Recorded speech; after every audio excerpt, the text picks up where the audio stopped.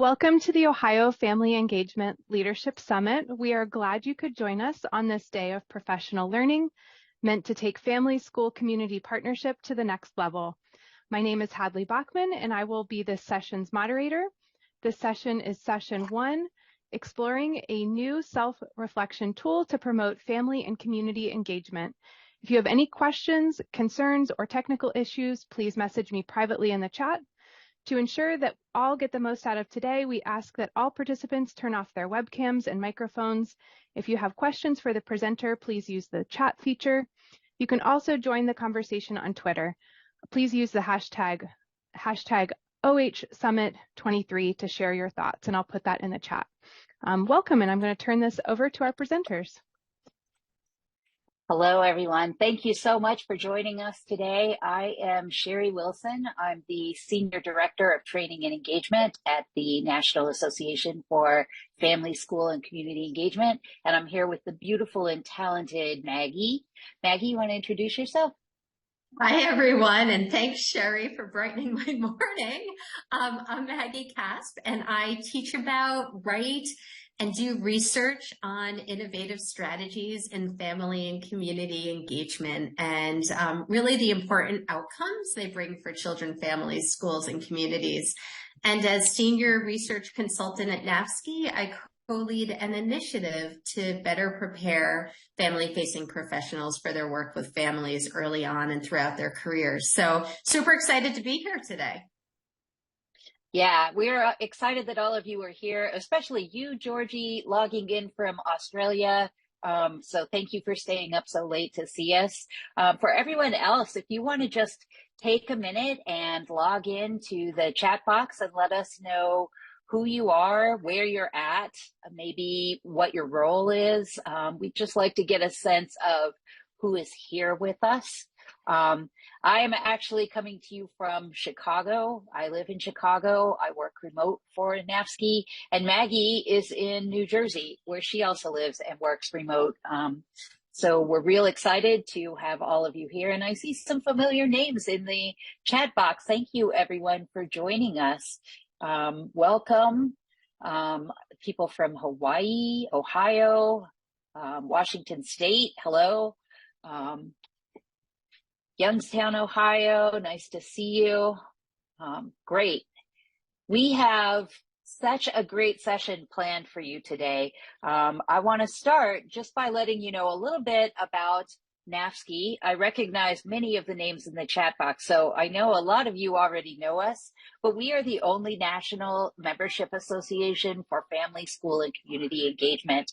We're really committed to making sure that all families have opportunities to engage, regardless of the color of their skin, how much money they have, or the language they speak at home. Every day, we strive to advance high-impact policies and practices in family, school, and community engagement that promote child development and improve student achievement. Children's learning is strengthened and supported when families, schools, and communities engage with each other often and in regular and ongoing ways. So this will help us to create a world where family engagement is universally practiced as an essential strategy to improve children's learning and to advance equity. Today, we're really excited to focus on how important it is to be reflective around our own practice. Maggie and I have been working with the Ohio Statewide Family Engagement Center to develop a new tool that's going to help practitioners with their self-reflection. Our tool was based on the Family Engagement Core Competencies that were developed here at NAFSCE.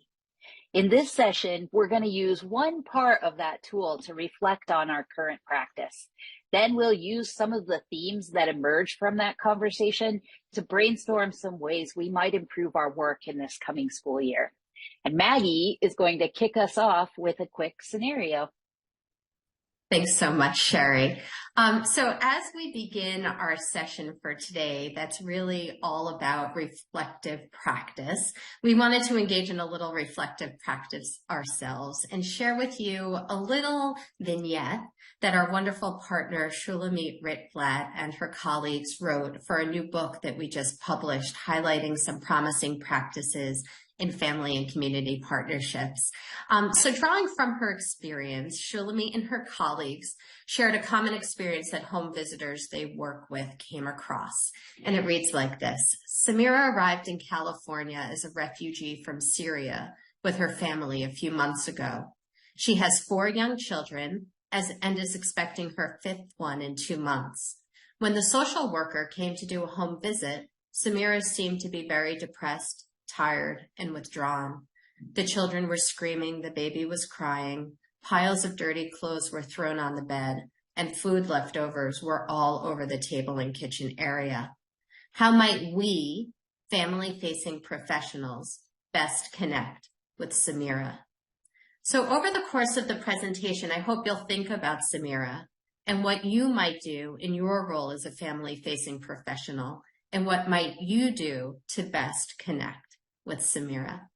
So on the next slide, because of course this is a dynamic, interactive conversation, we'd like to take a moment for everyone here to reflect on your own personal experiences. So to get our creativity flowing, we thought we'd create a word cloud to capture some of our own thoughts about connecting with families and our reflections on this. So please take out your phones.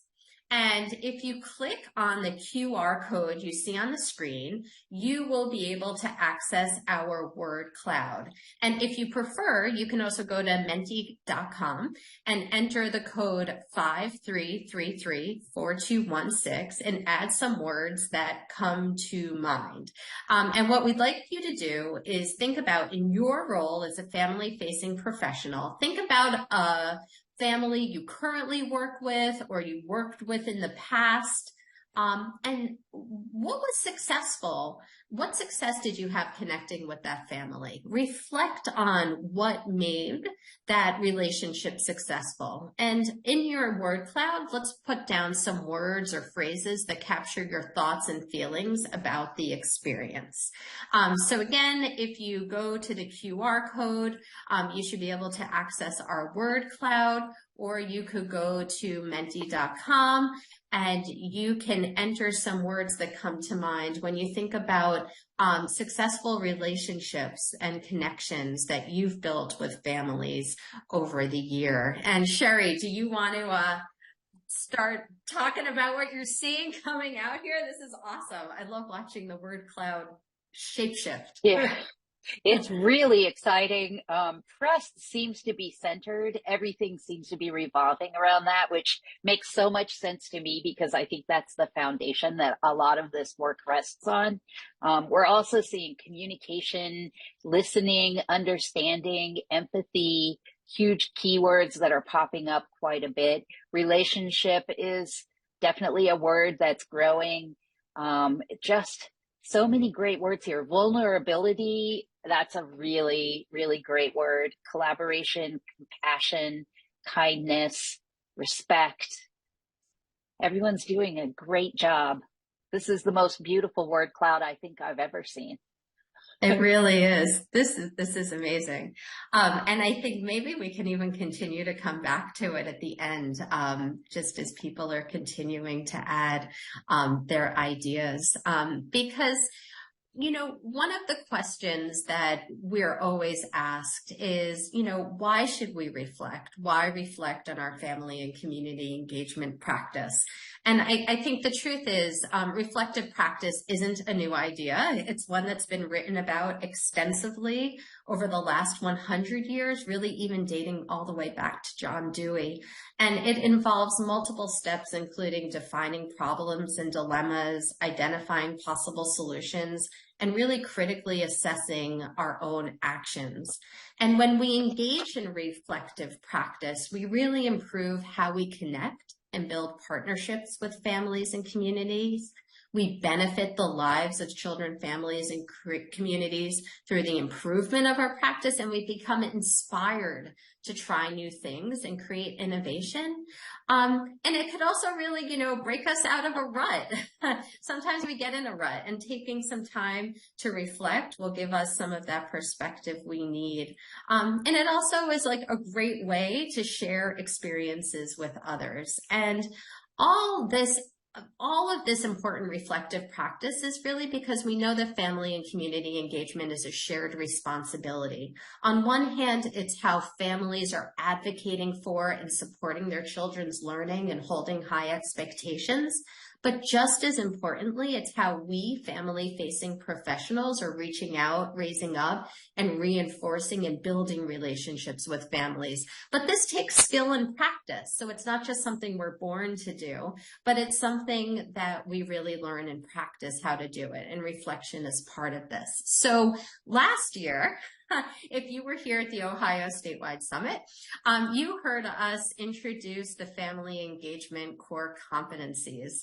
And, you know, basically the core competencies lay out the knowledge, practices, and dispositions of family-facing professionals.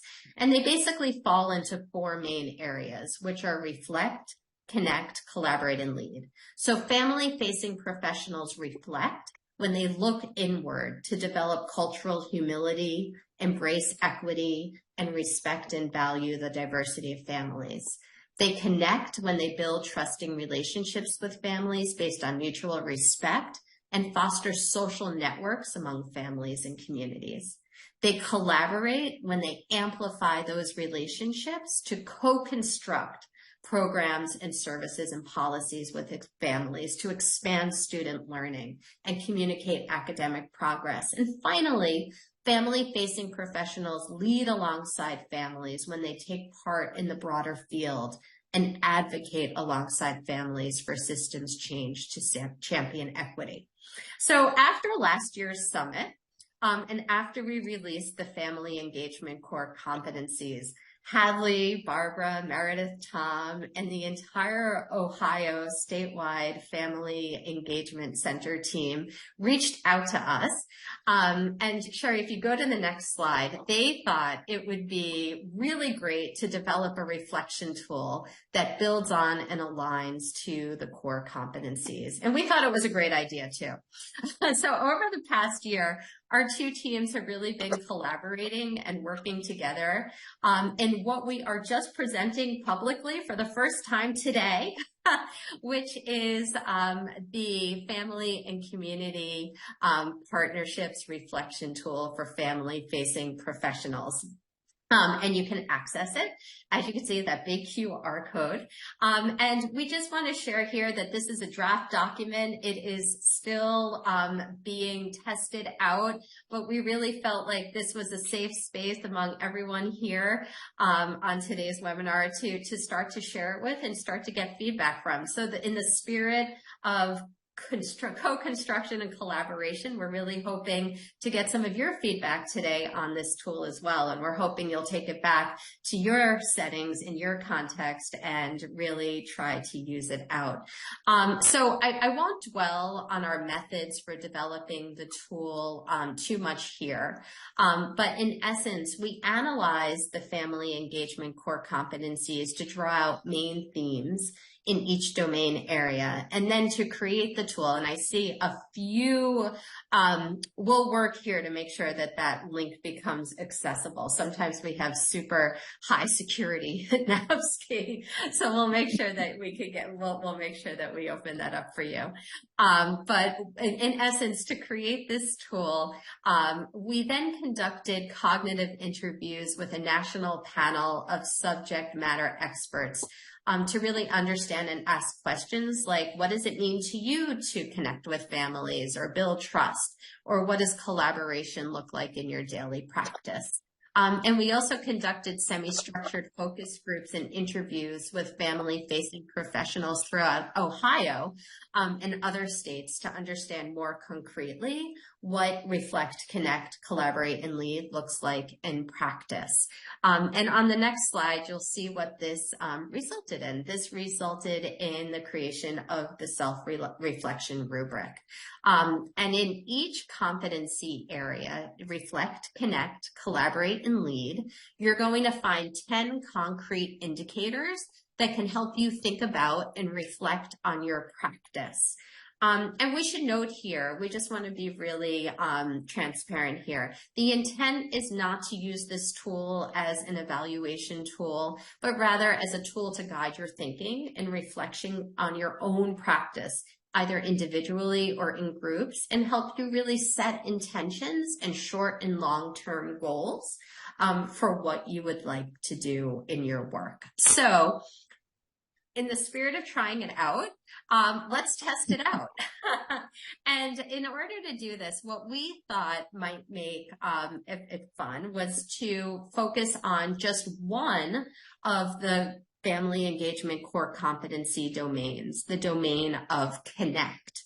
And if you look in the Family Engagement Core Competencies, you'll find that the domain of connect is really about building trusting reciprocal relationships with families, those that cultivate trust, communicate effectively, create welcoming environments, and really reach out actively to families who might be the most underserved. And on the other hand, connect is really about fostering community partnerships for learning and family well-being, building those community partnerships to support children and families, establishing systems to expand how families link to community resources, and cultivating those social support networks and connections among families. So on the next slide, what you're going to see is this is the paper version of the rubric that we have. And the paper version of the rubric is really quite simple to complete. We ask you to read each item, consider the degree of performance, and note down in the other field evidence, examples, and anecdotes to support your rating. But because this is a virtual conference, we are going to be using a virtual survey tool to complete the 10 items on the connect portion of the rubric. So Sherry, if you go to the next screen, I just want to take a few seconds before we dive into the tool to really talk about what those degrees of performance might look like. And, you know, we want to just sort of underscore here that this is, some of this is going to be a little bit subjective, and some of this is really going to be your thinking about your own work as a family-facing professional. Because when we reflect, we grow. And what the reflection tool does is provide the elements of our practice that we want to reflect and grow and expand on to expand access and center equity. So what we're going to do is we're going to think about a beginning family-facing professional as one who has limited understanding, knowledge, skills, or ability in a particular core competency described. They might tend to think of family engagement as a one-way street, maybe adopting a deficit-based attitude, and maybe focused on family engagement as compliance and random events that are school-centric. So when thinking about the practice of communication, a beginning family-facing professional might rarely communicate with families, and perhaps when they do, messages might be through one mode of communication or broad. In contrast, a developing family-facing professional is learning and considering the importance of this competency. A developing family-facing professional will acknowledge the critical role that parents and caregivers play in the communities, and they are just beginning their exploration to understand how family and community engagement is reciprocal in nature, and are starting to move away from deficit-based attitudes and seeking to find strength in all families. So, for example, in relation and sticking with our example of communication, a developing family-facing professional might be able to identify and explain some of the facets of homeschool communication and might be able to implement some of these practices in their work with families. But their communication is still typically one way and not collaborative or ongoing. And then a skilled family-facing professional is starting to have really good understanding, knowledge, skills, and ability in the competency described, and is starting to test out and consider new ideas. And they utilize a reciprocal model of family engagement. and are really beginning to, and are really beginning to use a model of family engagement where families are valued as partners. So for example, in homeschool communication again, they're really able to identify and explain various ways of reaching out and communicating with families in many of those bi-directional ongoing ways. And then finally, when we really think about an accomplished professional, we're thinking about all of the work that a skilled professional does.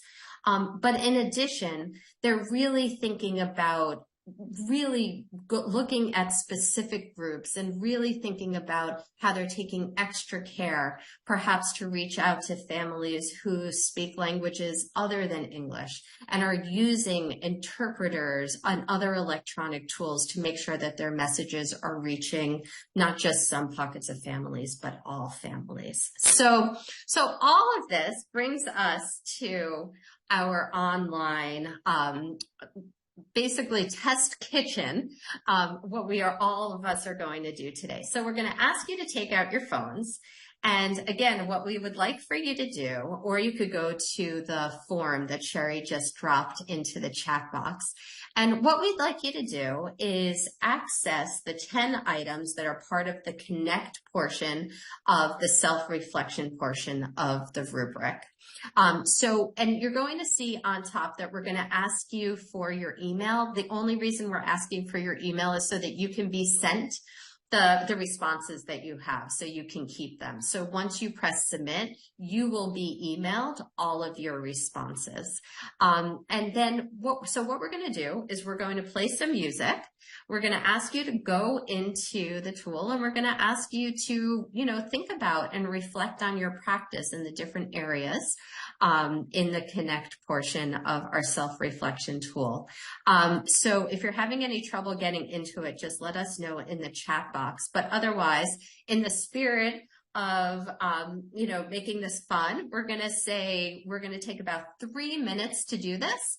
To the extent that you'd like to include evidence, go for it. And to the extent that you just like to complete your ratings, that is fine too. So I'm going to go ahead, put on some music, and everyone have some fun reflecting.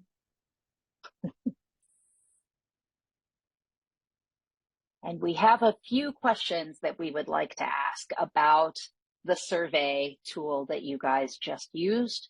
So Maggie's going to be looking at some of the data we collected, but one thing I would like to know is, was there anything in particular that you liked about the tool? And if you could just add that to the chat box, we'll start with that first question. Georgie said it was great, easy to use.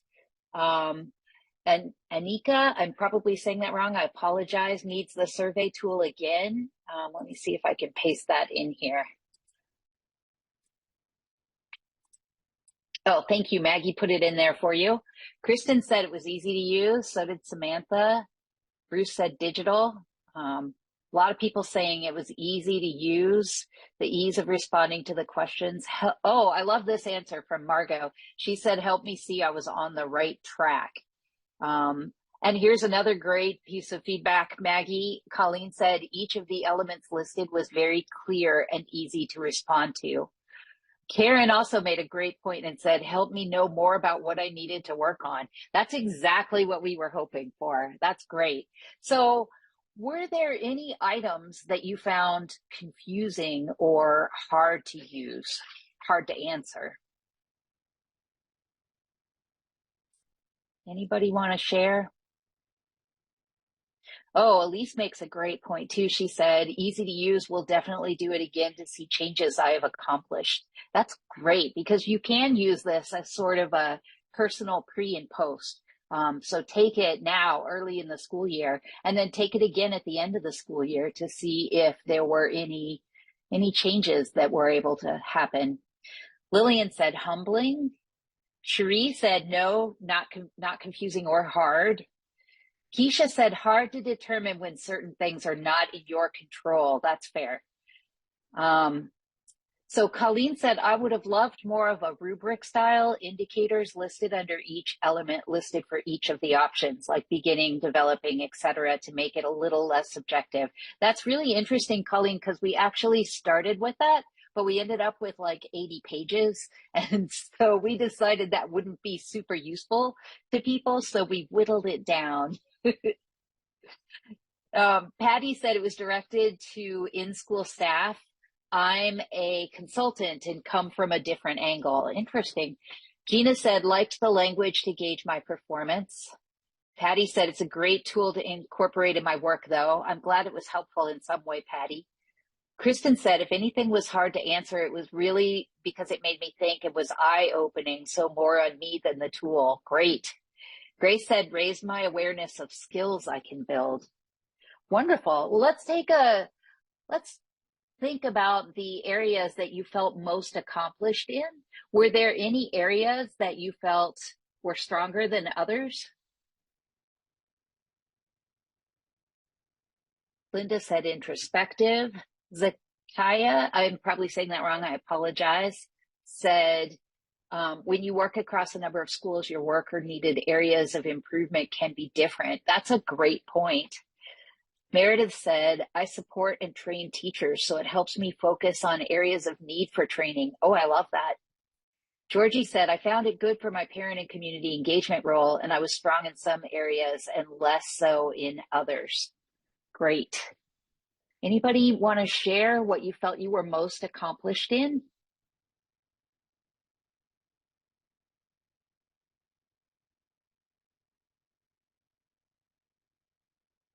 Colleen said, definitely stronger in relating comfortably to people, need work and specific strategies and tools for reaching all families, regardless of differences. Oh, that's so great. Georgie said peer-to-peer. Gina said same as Georgie. Deanna said, I had to stop and think a little on some of them questions. I'm a parent partner, so I work with many people. My area isn't super diverse, so I'd like to be more culturally informed, especially being 50% Native American. This was great. I'm happy to hear it. Holly said, stronger in the top 5 questions. Avis said the question about listening, not relationship development. Linda said, coordinating, family networking, welcoming environment. Cherie said, I was accomplished in communicating and engaging with families. Bruce said, relationships. Avis. Oh, it is Avis. Thank you for correcting me. Elise said, I felt I was most accomplished in being able to honor my word and a commitment. That's a really important one. That's great, Elise. Denise said, listening to family ideas with an open mind. Deanna said, I keep my word and honor commitments. That's so important. Lillian said, accomplished in establishing community partnerships, but these services do not always make it to the families. That's a great point. So were there items that you rated yourself lower on than others? Liz was most accomplished in relating to most families with their culture, which is great. Any items that you felt you were lower than you'd like to be, that you feel comfortable sharing? The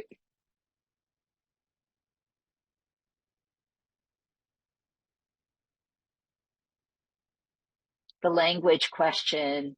Avis, that's a hard one. That's challenging for many people. Susie said using translation tools easily without hesitation. Georgie said supports communication with families whose languages they do not share using interpreters. Language is a biggie. Dan also said bridging the language gaps, more than 100 languages in the district. That's tough. Cherie said, I rated myself developing, supporting communication with families whose languages. Yes. Liz said being more communicative. Emily said, I feel I answered developing frequently on the form because I feel like we all need to constantly keep developing our skills. Bruce said persisting with difficult circumstances. Ronnie said same language tools for interpretation with confidence. Maggie, do you have any data from the form that you're looking at that you want to share? And I thought it might be fun for all of us here to see, where, as a group, We're all falling. So Sherry, if you want to take down the screen for a second, I'm going to go ahead and share, I'll share my screen just to give everybody a peek into how your chat comments are aligning exactly what the data is showing, especially around language interpretation. But you know, thanks for being here and geeking out a little bit on data now. But around I keep my word and honor commitments. You know, 48% of us are seeing ourselves as accomplished, and 45% of us seeing ourselves skilled, but a number of us really feeling like that is something that we're beginning to work on and developing our work around. What I thought was really interesting here was this item number 2 is actually the item where you're going to see opportunity for the most amount of growth for us as a group on average, right? So for the most part, 60% of us are seeing ourselves as skilled in that area. So this is a place where, I think as a group, we're really trying to, as we think about the remainder of the school year and, going forward, what are ways that we might really concentrate on taking a closer look at how we listen actively to families with an open mind and without judgment. Interestingly, seeing a lot of variation and dispersion here with persisting with engagement in difficult circumstances. I think that is really difficult, right? And it's making me think. I can think of lots of anecdotes that we heard when we were doing our cognitive interviewing and doing focus groups, that this was an area that people felt was really important to include because it's hard. We also see here that communicating in honest and jargon-free ways is something that we as a group have opportunities to work on and spend a little bit of time on, as well as utilizing different modes of communication. And a lot of us being skilled in negotiating differences with humility and an openness to change and learn, but a lot of us developing in that area as well. And this is exactly to many of you who noted in the chat box that this was a challenge. This is another place where we're seeing a lot of room for us to grow over the course of the year. I support communication with families whose languages I do not share, using interpreters, electronic language translation, and other tools. We're definitely seeing some opportunity for growth here. And, I see a lot of, this is one of the places where we saw some of the comments coming in. So this might be an interesting conversation to dive into as well. Creating environments in person and virtually that are welcoming and foster and embrace diverse cultures of families. We're definitely seeing some room for growth here, and as well in these community relationships. We know that it is so important for us as family-facing professionals to think about all of the spaces where children learn and families grow and develop, not just schools, but in religious institutions, after-school programs, libraries, community-based organizations. And this is another place where a number of us are looking to grow our practice. And finally, taking time to expand families' peer-to-peer connections to one another, another place for us to grow. So we hope sharing these data are an opportunity for us to also think about and see some of the dispersion and some of the variation and some of the data that are coming across. Sherry, is there anything that surprises you here? No, I think this is kind of what we expected. There's an opportunity in each of these to not just see it as a moment to reflect on your own practice, but maybe also to recognize things that you might not have thought about before, that you haven't been as intentional with. I think of the peer-to-peer connections with families as a great example, because often when schools plan family engagement events or activities, they don't spend a lot of time helping families network with other families because it's just not something they think about. And so that's like this is a great prompt or reminder that those peer-to-peer connections for families are so important. And so we do need to spend some time being more intentional in that practice. Just really, really, really good data. And you guys did such a nice job of, filling this out for us so that we can see what it's going to look like when people actually start to take it. That's the most exciting part. And the final question we have for you was, how might you see yourself using this tool? So are there ways that you can think of that would be an interesting way for you to use it in the future? I would love to know if you have any thoughts about that.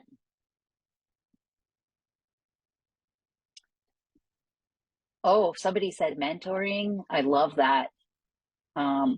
Hadley made a great point too. A major takeaway here is that we all have a wide range in our answers. The survey captures a range of skills in family engagement, which is an exciting opportunity for future professional learning. Samantha said it would be really awesome to connect the skilled and accomplished with the beginning or developers in a community of practice to share and grow, which is the mentoring piece, which is such an exciting idea. I love that. Keisha said, I was fortunate to partner with an agency that provides personal interpretation services rather than the sometimes robotic options offered through phone services. Yeah. A lot of really good comments here. Sandra said, could be useful as a needs assessment in determining professional development needs for family-facing professionals. Nicole said you could use it to onboard new staff. Nancy said, I work with school parent groups similar to PTAs, and I'll use it with them to assess their work. Dan said, learning resources tied to the themes and then make it accessible on the back end of the survey. Oh, that's a great idea. Ava said, as coaches, we work alongside our parent ambassadors. This tool would prompt an exchange of ideas and methods of family engagement. And Melanie said, great tool for coaching my team and assessing our practices. I think all of those things are things that we had hoped people would use this for. So Maggie, I wonder if we could open up the Reflect survey and pop that link into the chat box and let them get another bit of it since we have a little extra time today. Maggie has put the link in the chat box. So if you go to the chat box, we weren't sure how quickly or not quickly it would take for us to, and we didn't know how many people would be here, but I just put into, I'm really excited that we get to do another one. I just put into the chat box the items that exist on the Reflect portion of our rubric. So if you take a look, I'll put that link in again.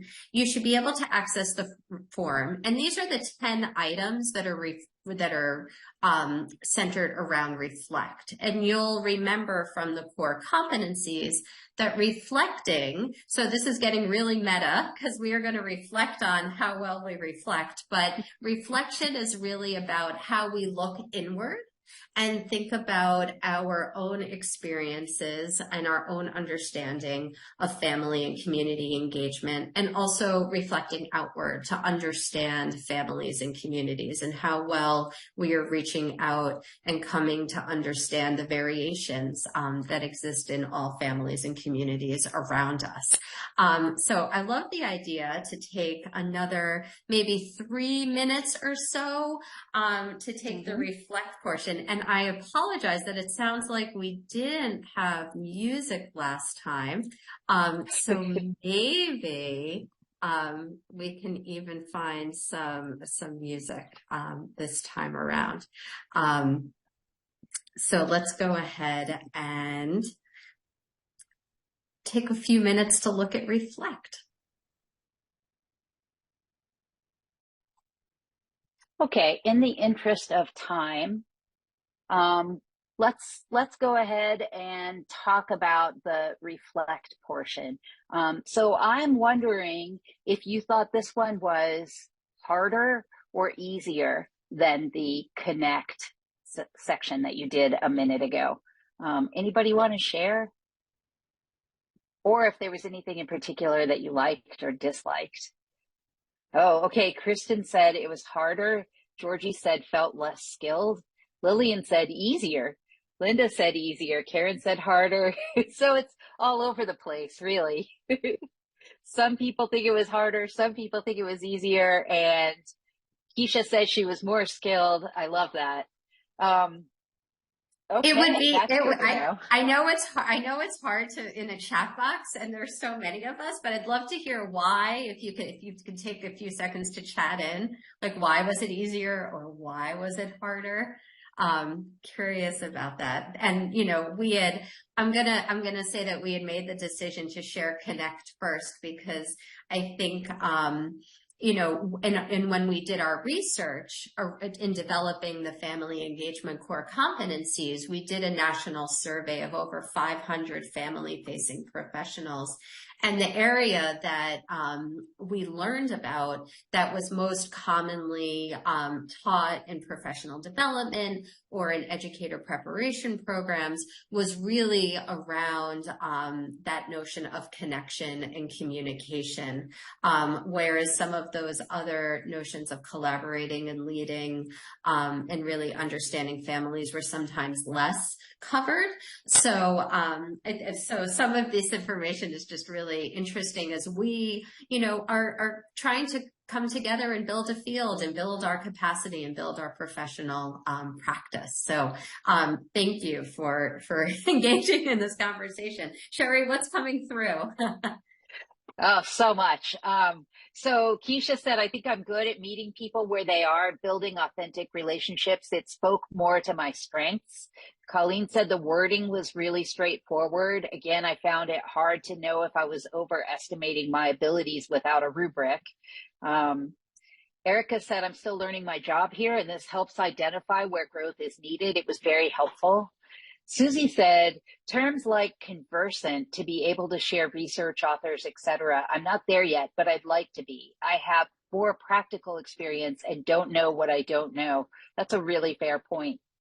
Zakaya, I hope I'm saying that right, said the first survey made me examine at a much deeper level and perspective than the second one. Georgie said it was highlighting where I've had less experience. Gina said easier, but still noticed areas that need improvement. Getting specific with relating engagement to the grade level is challenging when you work with so many different grade levels. Grace said the word conversant is too jargony, which that's fair. Gina said, way more skilled and accomplished because this spoke more to pedagogy that I can control more without outside organization barriers. That's an interesting point. Brittany said it was easy to understand. I'm in my second year, so I'm still building some of these skills. It was a great way to see where I need growth and where I'm doing okay.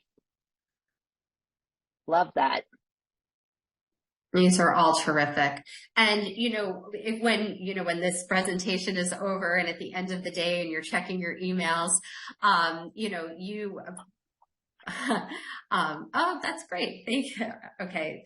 Zakaya. Zakia. Okay. We, you know, you'll have in your email box these items, and, you know, to someone's point earlier, what we hope to do is that you'll be able to use these items as you continue on and to reflect and think about which ones and how you might grow and what kind of ways you might set intentions for yourself moving forward. So we hope that this serves as a tool for you, both the paper pencil version as well as the online version. And our hope is to develop shortly after this convening an opportunity for everyone to have a full set of online items to be able to use. So we're looking forward to that as well. Sherry, any other thoughts here before we move along? No, I think this was a great opportunity for us to really see how people in the field are going to be able to use this tool, which is ultimately what we're here for. That's what it's all about. So thank you all so much for not just taking the surveys, but also sharing with us your feedback about them. It was very, very great. Let's go back to the the reflective activity that Maggie started with early on. And we share this. Oh, go ahead, Sherry. No, I was just going to say, when you think about the things that you covered in the survey, the questions that you responded to, and where your own knowledge might be growing or developing, is there something that you see differently now? It's the same. Thank you, Denise. But we do, the hope is that, and this is in line with a lot of the questions that have been asked in the chat box that have been going by so quickly. What's next for us, and what does this mean, and how can we use this? So what we ask is that you please try out and use the tool and tell us how it goes. Basically, as we had said, this is the first time that we have shared the tool with the field. So this is still a draft. This is not final or complete. We hope that this is ever changing and ever growing based on your feedback. I'm already ready to change the word maybe conversant.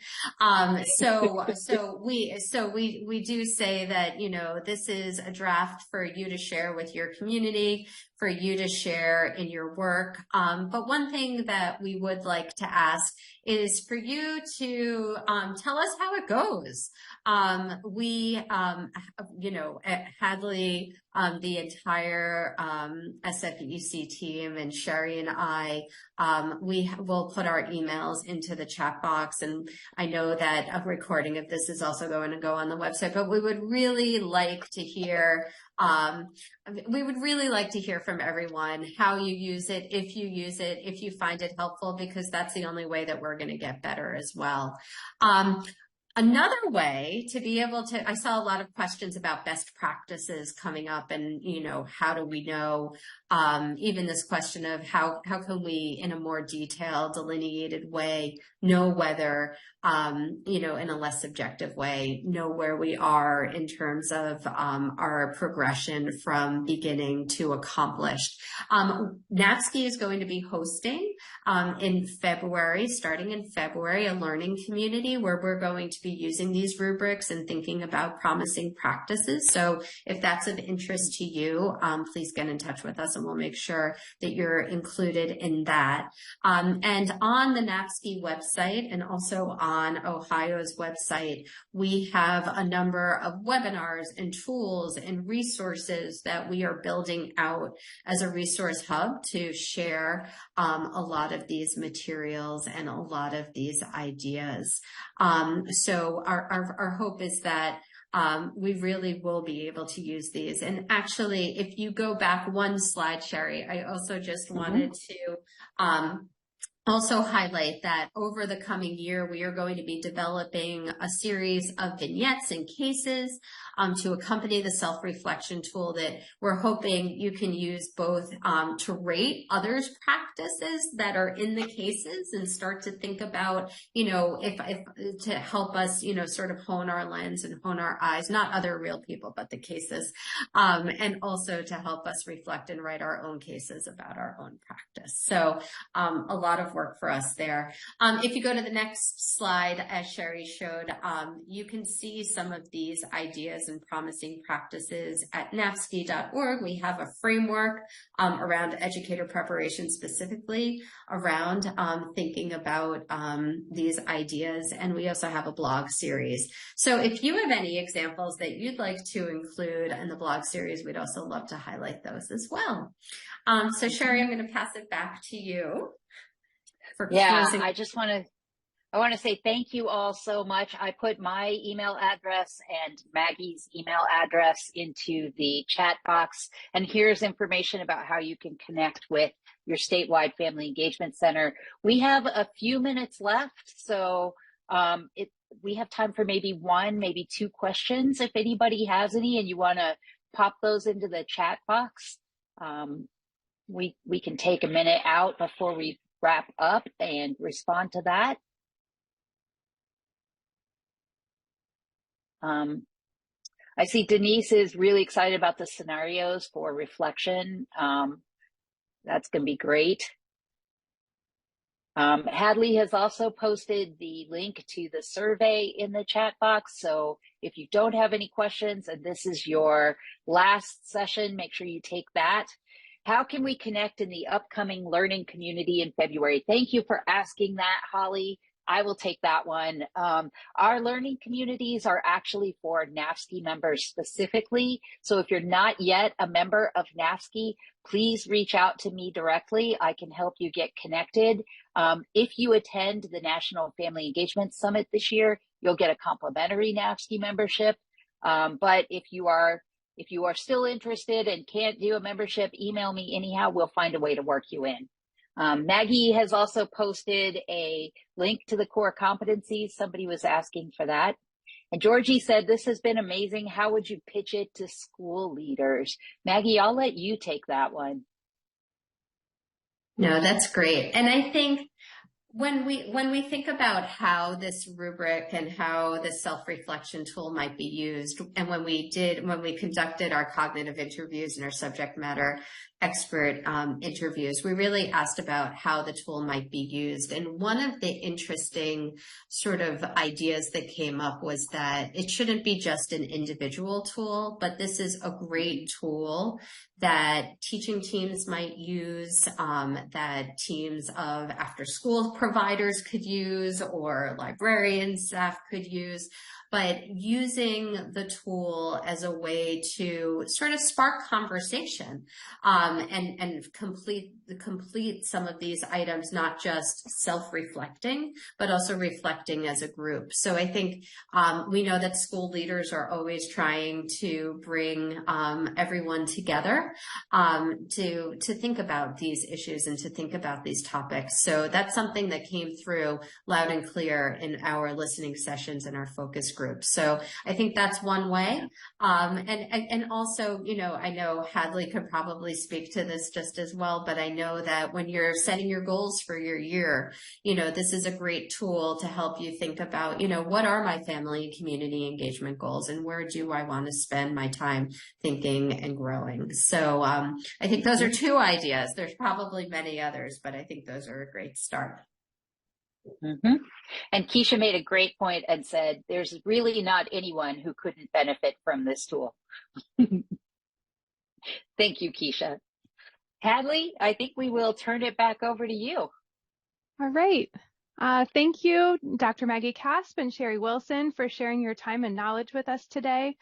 Please join me in thanking them in the chat. There will now be a 30-minute lunch break. If this is your final session for the day, please be sure to take our survey that I've been dropping the link in the chat. You just only take that survey once, so don't take the survey until after the final session you attend for the day. Surveys are going to be used to administer contact hours, so it is critical that you take the survey if you're seeking credit. So remember, just take that at the last session that you are in for the day.